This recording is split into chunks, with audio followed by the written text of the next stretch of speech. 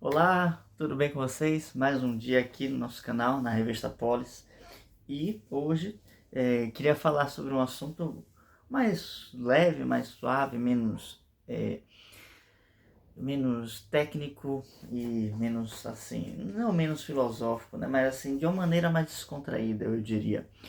Então, o assunto de hoje, dizendo que a arte é um encontro com a beleza. E eu não vou parar para definir a beleza agora de maneira filosófica, eu ainda vou ficar devendo esse vídeo para vocês. E já falei sobre isso aqui várias vezes, né, que eu sempre adio é, esse assunto da beleza, porque é um tema que exige uma certa abstração e gostaria de falar dele com calma.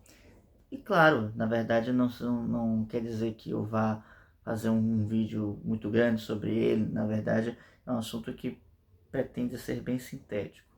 Mas vamos colocar aqui um ponto, né, ou alguns pontos. Já separei aqui o meu café para me ajudar nas minhas reflexões. O que eu quero colocar hoje tende a ser muito simples, na verdade.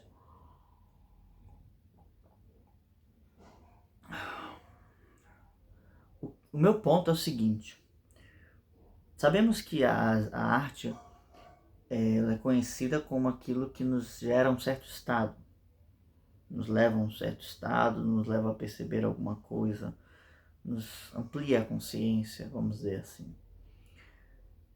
De alguma maneira, a arte nos leva a conhecer algo que até então nos era desconhecido, tá? Vamos ficar com esse primeiro ponto. Isso é notável em diversas questões, diversas abordagens, tipo umas fábulas, por exemplo, que não chegam a ser uma obra de arte, mas que se utilizam de uma série de recursos naturalmente artísticos, como a personificação, né, dos animais e as histórias e tudo mais. Nós já vemos esses elementos, né, que de tomada de consciência. Então, através de uma situação totalmente hipotética, né, como uma corrida entre uma tartaruga e uma lebre, a gente consegue parar para refletir sobre algo que a gente não tinha pensado antes. Sobre a ideia da perseverança, sobre a ideia de compromisso, né, por exemplo. E essa é claro que a mensagem das fábulas são sempre muito claras, são sempre muito literais. E caso você tenha qualquer dúvida sobre elas, no final nós temos a moral da história. Tá? Então, a arte nos leva a um contato com algo que nós não conhecíamos. Elas nos dá um acesso, nos dá consciência, nos chama a atenção para uma coisa nova. E eu queria dizer que, na verdade, essa coisa nova, essa tomada de consciência que ela proporciona, é esse encontro com a beleza. E o que vem a ser a beleza? Vamos tomar por enquanto, por hora, enquanto eu não faço vídeo sobre a beleza, como uma força arquetípica, ou uma força espiritual, uma força atemporal que dá, que dá, que dá a perfeição a todas as coisas, tá? Então, a beleza ela pode ser percebida pelos sentidos, mas ela só é assimilada em seu elemento mais profundo quando nós chegamos aos níveis mais elevados, né? Então, e disso vem a relação que nós temos entre o, o temporal e aquilo que é arquetípico, né? Então, a arte nos leva a esse encontro com a beleza e somente quando a gente consegue acessar aquilo que nós temos de mais profundo, de mais verdadeiro. Eu vou fazer um vídeo mais pra frente, né? Que estamos hoje numa quarta-feira, e aí eu vou trabalhar esse vídeo de forma mais descontraída. Um vídeo mais pra frente que vai falar sobre de onde o artista tira as suas ideias, né? De onde vêm os seus modelos e como ele faz para conhecê-los. Um vídeo talvez um pouco assim que vai demandar um pouco assim de abstração, mas que, claro, sempre vai estar pautado em outros nomes, né? Mas, então, quando o artista cria, ele busca olhar essa imagem mais assim, profunda, mais duradoura, mais arquetípica. E no momento em que nós estamos tendo contato com a arte, nós temos contato também com esse elemento. Então, a arte, na verdade, é esse encontro com a beleza, ou seja, encontrar com o que há de melhor em nós, encontrar com aquilo que nos leva à nossa perfeição. E a perfeição do ser humano não está relacionada numa perfeição estética, no sentido comum da palavra, em que eu associo um corpo belo, um corpo bem moldado, um corpo em uma forma específica, com com essa beleza, por exemplo. Quando eu falo em corpos, eu falo tudo aquilo que pode ser apreciado com os olhos, tá? Ainda que esse sentido mais concreto, mais direto, mais grosseiro da palavra, ele exista e é real, para um ser humano, por exemplo, e a gente vai falar melhor sobre isso nas Fronteiras da Técnica, né? Um livro de Gustavo Corsão, eu já trouxe aqui uma vez, mas vou trazer de novo porque isso é muito importante. Para a perfeição do ser humano, o que nos faz chegar até lá é justamente a moral. Então, no momento em que o ser humano começa a desenvolver a moral, ele começa a chegar à sua perfeição e expressar no mundo, né? Viver no mundo, no mundo corriqueiro, concreto, o que ele é em sua essência. Então, a beleza confere a perfeição a todas as coisas. Ou seja, a beleza confere também um objetivo, uma finalidade a todas as coisas. Não porque elas não tenham em si mesmas, mas vamos trabalhar a beleza como um aspecto cultural, né? Trazendo a ideia de cultura, o conceito de cultura como um cultivo do ser humano, um cultivo de valores humanos, tá? Como eu já fiz um vídeo aqui sobre isso. E essa beleza enquanto elemento cultural vai despertar-nos para essa realidade, né? E essa realidade de beleza. Então, quando eu tomo contato com a beleza, não é que eu agora tenho um propósito, mas porque eu redescubro o meu propósito. Eu retomo aquela qualidade, vamos dizer assim, infantil, de que as coisas têm um valor por elas mesmas. Né? Quando nós estávamos na nossa infância e buscávamos brincar só porque sim, e estar com os nossos amigos queridos só porque sim, e eu não tinha de resolver nada, né?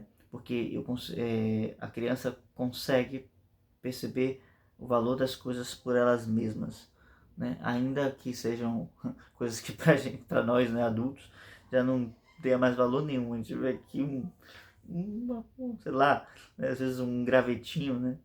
Vem assim mostrando, que coisa, né, maravilhosa, assim, você vê que diabo, isso não serve para nada. Ou catar conchinhas na areia, né? Então, por que nós vemos tanto valor nessas coisas que a gente também costuma chamar de inútil e tal, dessas nossas limitações de visão do mundo moderno, né? Porque quando nós estamos catando conchinhas na praia e depois as devolvemos, ou seja, nós fazemos por nenhum motivo, simplesmente porque estamos procurando contemplar, observar mais na natureza aquelas formas tão magníficas, tão perfeitinhas, tão bonitas. É um momento em que nós estamos deixando-nos ser consumidos pela beleza. Não consumidos, mas recebidos. Nós nos deixamos receber a beleza. Então, quando nós tomamos contato com um poema de Camões, nós, por exemplo, né? Eu sempre uso Camões de exemplo, mas um poema belo, um poema que seja realmente um poema, nós nos deixamos nos tomar contato com essa beleza, com aquilo que vai nos levar também à perfeição. Para tomar de exemplo, vou usar de Camões dois poemas, dois sonetos, que revelam muito disso para nós. O primeiro deles é o famoso: transforma-se o amador na coisa amada, por virtude do muito imaginar. Não tenho logo mais o que desejar, pois em mim tenho a parte desejada. Então, transforma-se o amador na coisa. Transforma-se o amador na coisa amada. Falta alguma coisa. Enfim, não é o caso. Volta aqui. Então,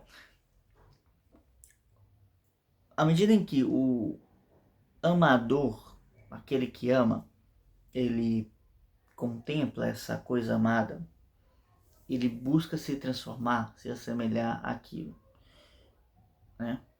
Ou seja, em última instância, se a gente levar esse raciocínio para além, né? Eu não posso me transformar exatamente naquelas coisas que eu amo, apenas em sentido metafórico ou analógico. Então, por exemplo, como é que eu posso contemplar uma pedra e me tornar uma pedra? Né? Eu não sou mago, não posso fazer isso.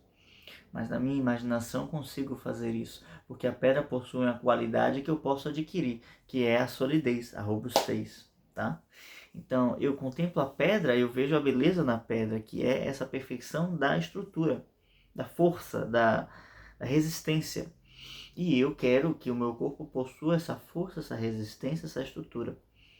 Então, eu contemplando a pedra, posso me inspirar na pedra e buscar ser como uma pedra, certo? Não sei porque veio a pedra na minha mente, mas entendam que eu não posso me transformar no aspecto pedra, mas eu posso me transformar psicologicamente em pedra, né? E desenvolver elementos que me façam parecer como uma pedra. Em última instância, a única coisa que eu posso realmente almejar a ser é Deus, de forma completa. Porque se o ser humano foi feito à imagem e semelhança de Deus, algo há em Deus que possa nos completar e nos fazer imitá-lo completamente. Mistérios da vida, não vem ao caso, e questões filosóficas que nós não devemos pensar muito nisso agora, tá? Mas entendendo que se eu me inspiro em algo e eu quero ser como aquilo, eu preciso gerar um comportamento, né? Então, por isso que a moral vai precisar ser aplicada aí. Na medida em que eu aplico uma força moral condizente, eu vou mudando meus comportamentos, meus hábitos, a forma de agir, de pensar, eu vou também me moldando. Então, o ser humano, ele é, de certa forma, sempre moldado. E ele precisa, então, definir, decidir, escolher para onde ele vai se projetar, se moldar. Um segundo poema de Camões, ele fala que em vez, senhora, claro e manifesto, o lindo ser dos vossos olhos belos, que não perder a vista só em vê-los, já não basta, já não paga o que deve a vosso gesto. E ele vai desenvolvendo isso, né? Isto me parecia ser pressonesto, mas eu, por de vontade, merecê-lo, e mais a vida e a alma por querê-los.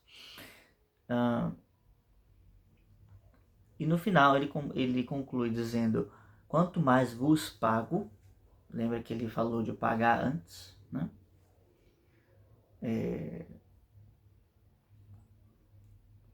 Do preço, né? De pagar com a vista. E ele conclui dizendo: quanto mais vos pago, mais vos devo. E eu estou falando justamente desse ponto, né? Ele encontrou-se com a beleza nesse momento. O que há no olhar de uma dama? O que há no olhar de um homem? O que há no olhar de um ser humano que faz com que ele nos torne, de certa forma, contempladores do seu olhar?